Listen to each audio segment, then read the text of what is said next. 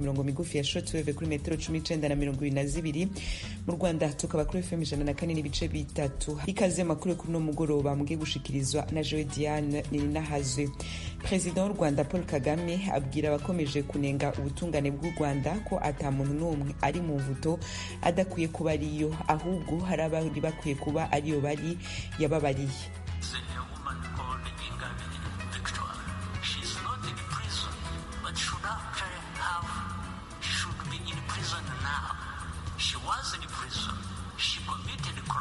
Muri make aha President Paul Kagame avuga ko nka Madame Victoire Ingabire yarabwirijwe kuba ari mu gasho ariko ubu yidegemvya kubera imbabazi ziwe. Ingabire abivuga kwiki? Icyo namwisabira ni ugukora ku buryo asaba izo nzego bakorana zikomenya kubahiriza uburenganzira bw'abafungwa. Uyu ni Madame Victoire Ingabire atavuga rumwe na leta y'u Rwanda. Ivyinshi kuri ino nkuru ni mukanyisasi. Reka ariko duhere ko yagezweho hirya nino ku isi aho Urusiya bwagavye igitero ku murwa mukuru wa Ukraine Kiev. Umukuru w'igisagara ca Kiev Vitali Klitschko yavuze ko n'imiburiburi inyubako imwe irimwo amazu yo kubamwo yabomowe n'ico gitero. Igitero c'Uburusiya ku murwa mukuru wa Ukraine gihwaniranye n'inama y'abakuru b'ibihugu bihurikiye mu murwi w'ibihugu bitunze gusumba ibindi G7 iza kwera mu Budagi. Intambara Urusiya bwatanguje muri Ukraine iza gutwara umwanya munini mu biza kuvugirwa muri iyo nama. President wa Ukraine Volodymyr Zelensky yavuze ko nawe aza kuba arimwo. Hagati aho President wa Leta Zunze Ubumwe za Amerika Joe Biden yatangaje ko Amerika n'ibindi bihugu biri muri G7 bigiye guhagarika kugura inzahabu z'Uburusiya. Guhagarika kugura inzahabu z'Uburusiya bije vyongera ku bindi bihano amakungu amaze gufatira Uburusiya kuva butangura gutera Ukraine. Muyandagezeho hirya no kw'isi ibihugu vyo mu burengero biri mu ishirahamwe ryo kwivunira hamwe umwansi OTAN kuva kwa kabiri kugera kwa kane w'indwiza bizoba biri mu nama yavyo rusangi. Intambara Urusiya bwatanguje muri Ukraine iri mu bizoza imbere bizovugirwa muri iyo nama. Igihugu ca Espanye kizokwakira iyo nama casavye ariko abazoyitabira ko hambavu yo kuvuga ivy'intambara y'Uburusiya muri Ukraine boshimikira cane ahubwo ku ngaruka abacangiro b'Urusiya Espanye yemeza ko ari muri Afrika bazogira kuri uyo mugabane. Urusiya aha tuributsa ko akatari gake bwahakanye ko atabacangiro bafise muri Afrika. Ano makuru yose abagezeho hirya no kw'isi mushobora kongera kuyasanga kuri wezi3 akaburungu radio yacu VOA akaburungu.com, adresse ya YouTube yacu, Instagram na Facebook ni VOA radio yacu. Mukanya tuja mu karere k'ibiyaga bigari.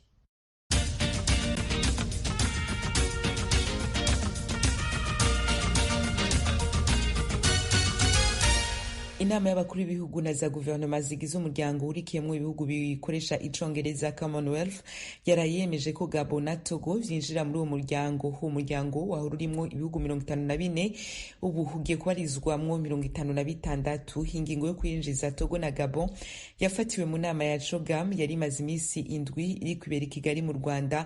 Iyo nama yaheze ejo kwa gatandatu. Ibindi kwino nkuru tubaza mugezi wacu Assumpta Kaboyi. Umwanzuro wo kwakira Gabon na Togo nk'abanyamuryango bashya wafatiwe mu mwiherero wahuje abakuru b'ibihugu na za guverinoma bari bamaze iminsi mu Rwanda mu nama ya CHOGM.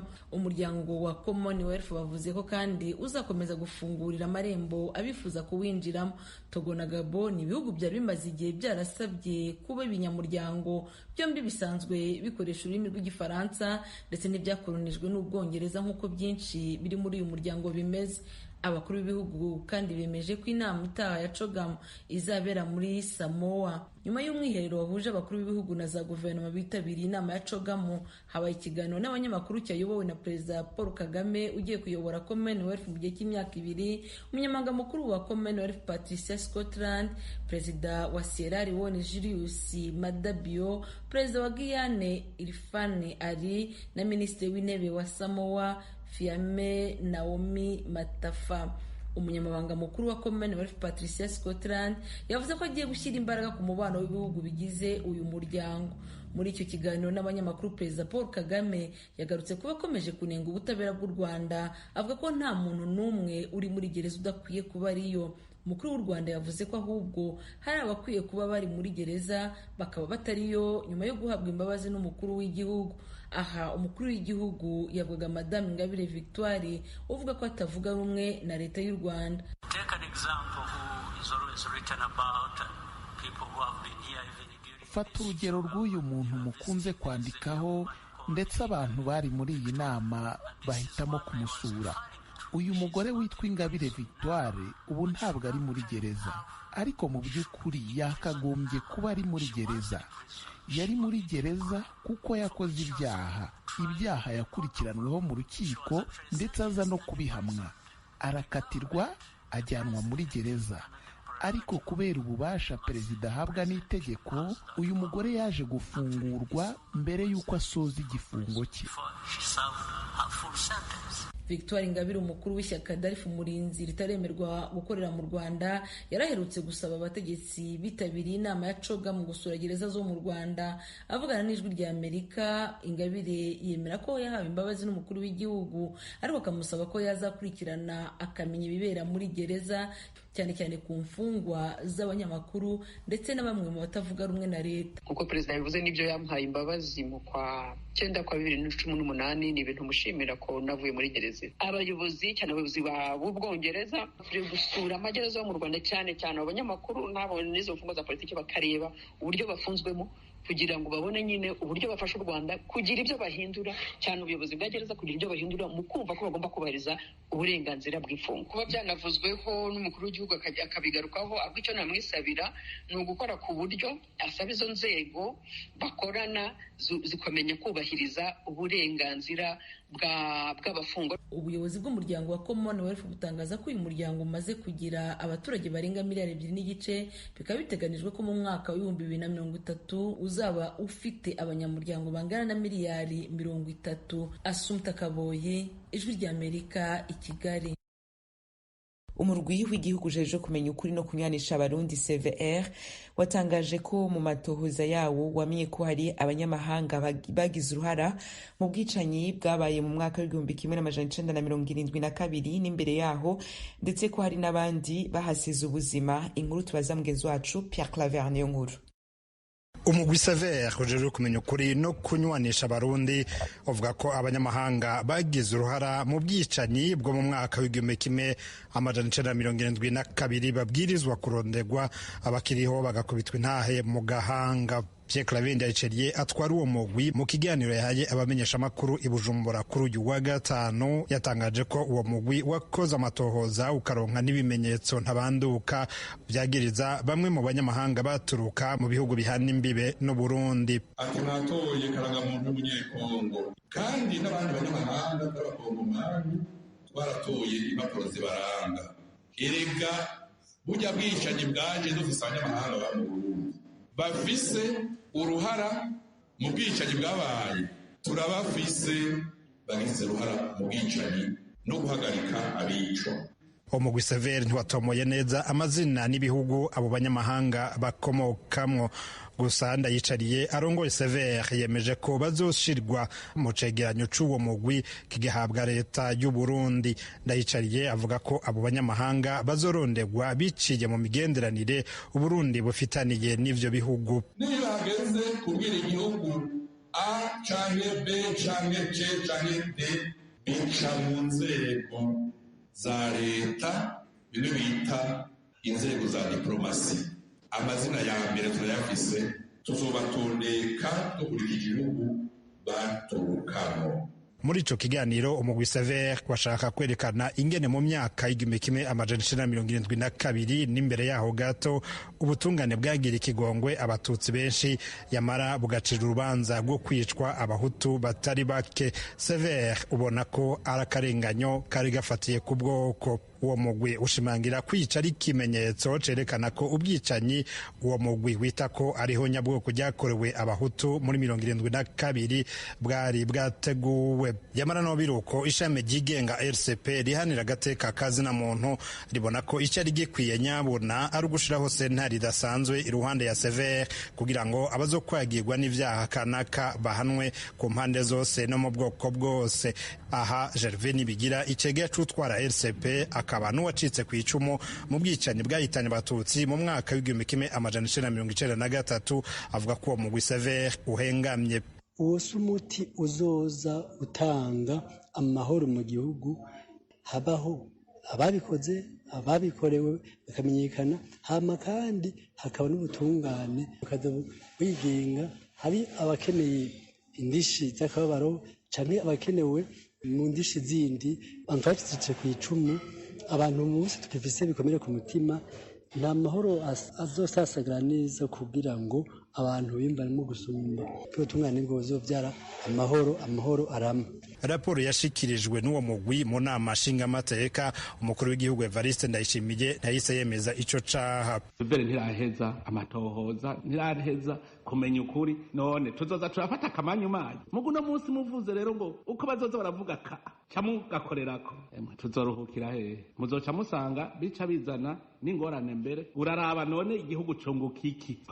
Kuri uyu wa gatanu urongoye umugwi Sever yagize ico avuga kuri iyo ngingo ya Perezida Ndayishimiye. N'uyu mukuru w'igihugu yarutumye bijya yavuze ntimuzomuvugira ibyo atavuze.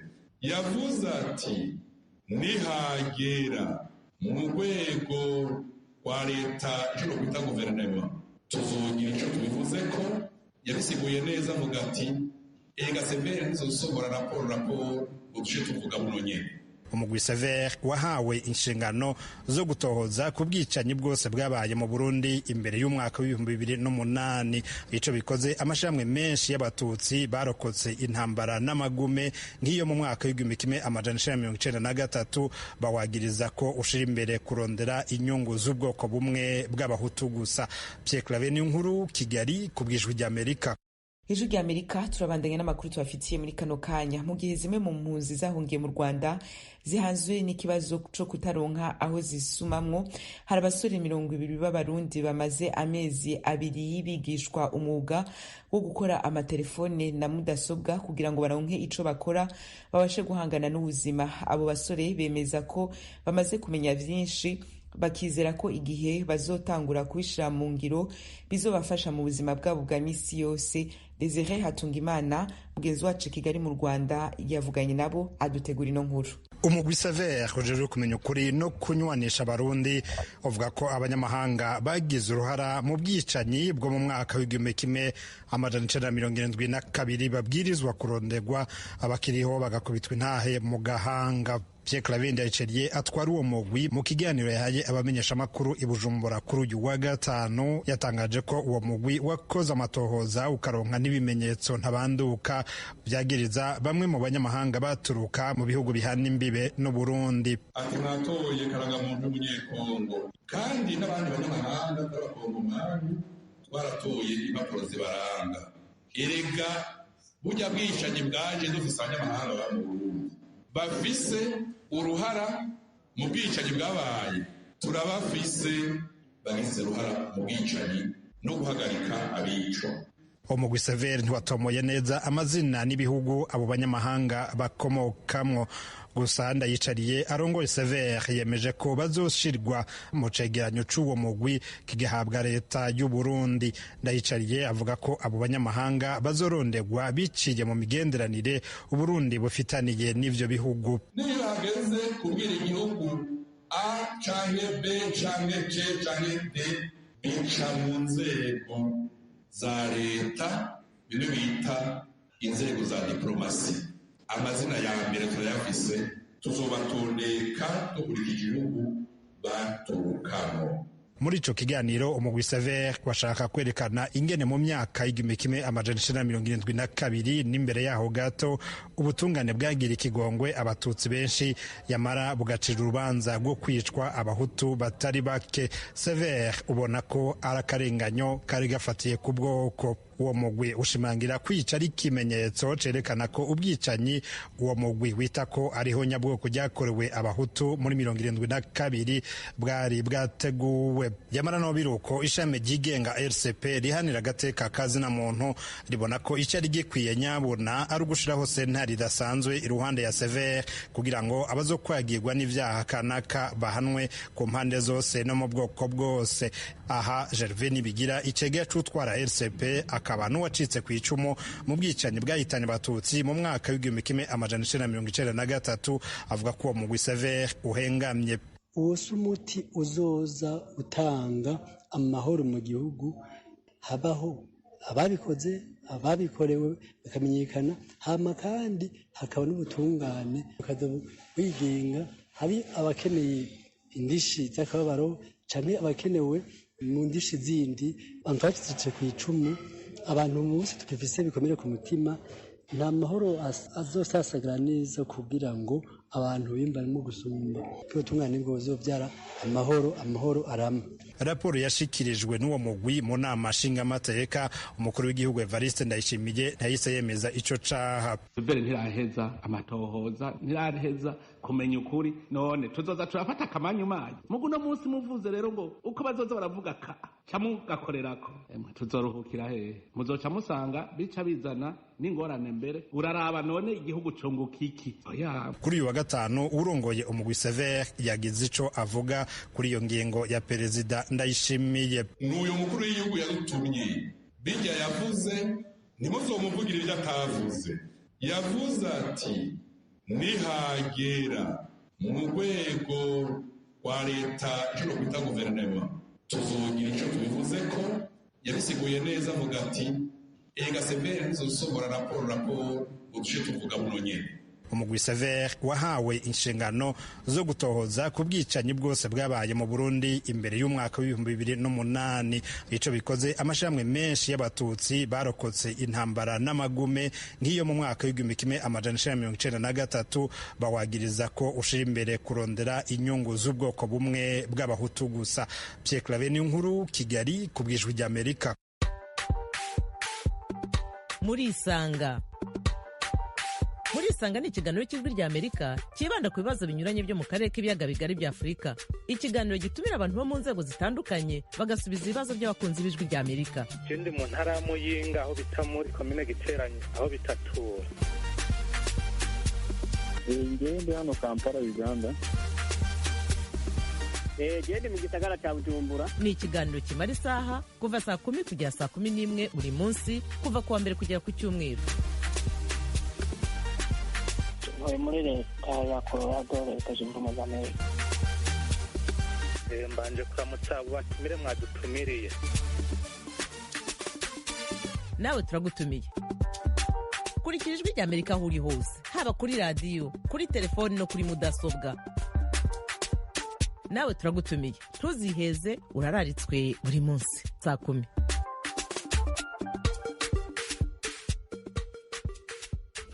Ijwi ry'Amerika tubandanirize ku gakino Kombo Taxi. Kombo Taxi. Kombo Taxi. Kombo Taxi. Mugiye gutega amatwi Kombo Taxi. Taxi yo mu karere k'ibiyaga bigari. Mugomba mwumvirize Kombo Taxi. Taxi yo mu karere k'ibiyaga binini. Munenda kusikiliza Kombo Taxi. Taxi ya Grand Lac. Komanda yanjye ibintu ndabikira. None bona abana bagira ngo bumve ingene inzara ijyana. Madame, ihangane rwose, ariko se ko wimyoza ntugire n'ikintu uvuga, ubundi byagenze gute? None wabira kuraba, ushaka niterere hejuru ntangura kuririmba no gutamba, kandi bambujije kujabukana ibidandazwa byanje, nari ngiye kudandaza ibugu. Nta mudandaza n'umwe w'umunyamahanga bariko baremerera kujabuka umupaka ngo yinjire ibugu, nta n'umwe. None gamana yanje nk'ubu tuzobaho gute? Abana banje mana yanje bagiye kwicwa n'inzara. Namwe abacuruzi se nuko bimeze kandi uzi ko nanjye ndigisha imibare hari ibugo, ariko bibaye ngombwa ko nanjye nkata nkasubira mu rugo.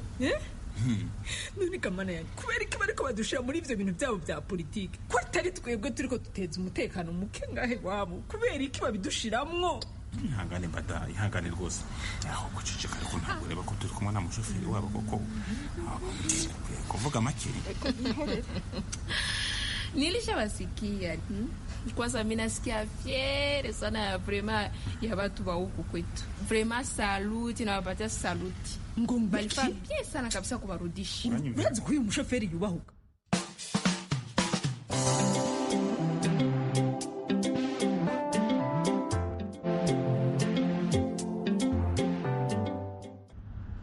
Wumva uri mukuri kwe. Sasa haiko nyewe baetranger njo mnakia kuku kwetu mnakia mnaletea barebele bitu maarme na vingine mnakia letea security kuku kwetu. Nani mwenye abajua? Uvuze ngo iki shofe? Ushanisikia?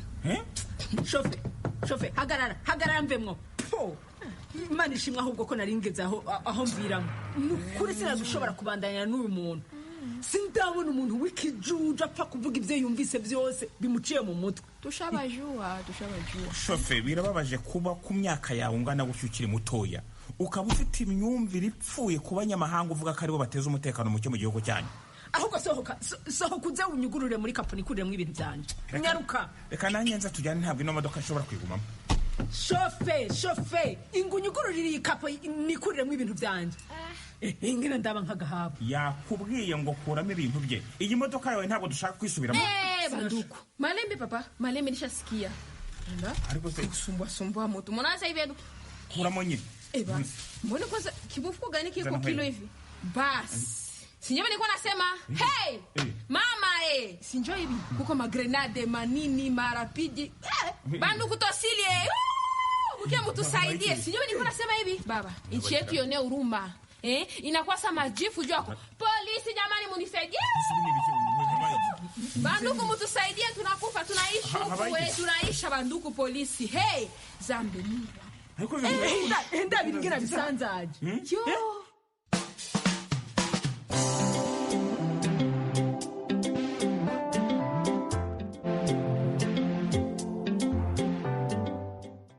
Ndabira none nk'umuntu usura kubidandaza he nindazosura kubingurira kandi byakubona nkureba. Kumbe ni mavoka. Mama, mienda kuzie mfuko wako yote.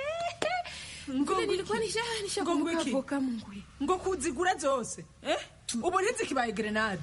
Madame munisame vraiment sijwe kama niseme nini. Shofe, ubu none ubonye ko n'abacuruzi b'abanyamahanga bafite akamari wanyu bugo. Vraiment sijwe kama mtanisamea munisaidie vraiment. Minjo nilibasema vraiment nilibapana pale kudwani. Ndio nilibapana kisha kakatala muingie vraiment sijwe kama nilikuwa nishakuwa nini mukichwa. Munisamee. Uratahura neza uburemere bw'ibyo bintu wakoze. Ukabashira abantu ngo nibo binjiza ibigwanisho iwanyu bugo. Ariko shofe, ugatinyuka kubeshyera umuntu ikintu cyane mucisha umutwe. Vraiment munisamee. Okay, turudie basi pale kudwani. Kweli ndawambia kama minjo nilijidanganya. Kweli batafika bana bapitisha. Monsieur, mina baloma munisamee. Cyari kiganiro Kombo Taxi, igikino mutegurirwa na la Benevolence ya Grand Lac. Kombo Taxi ni buri wa gatandatu na buri cyumweru guhera saa 12:20 z'umugoroba kwenye radio Voix d'Amérique.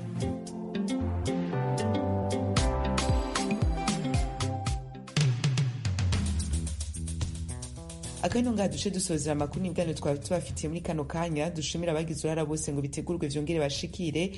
Kuri mikro mari kumwe na Joy Diane ni nahazwe ibiganiro n'amakuru vyashizwe hamwe na Nadia Taha kw'izina rya bagenzi bacu tubikebaniwe tubifuriza kubandanya muranirwa mu vyo muri mu vyose naho ubutaha.